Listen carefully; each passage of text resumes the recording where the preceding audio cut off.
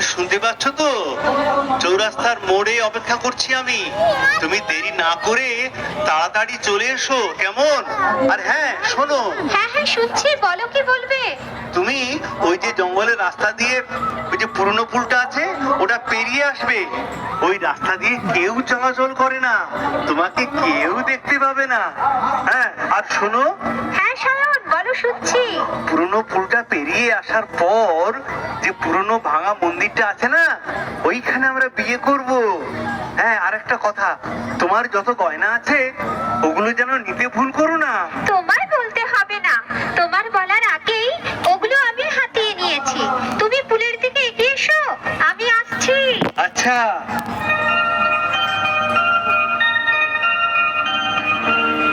আহ কি আনন্দ হচ্ছে আমার, এতদিন পর আমার স্বপ্ন সফল হতে চলেছে। তুমি কি এমনি করে থাকবে দূরে, আমারে মন মানে না, কেন যে ধরা না দিলে গো বাঁশির সুরে। তুমি কি এমনি করে থাকবে দূরে। ওই তো পুরনো ভাঙা পুলটা দেখা যাচ্ছে, এইবার ঠিক পৌঁছে যাব।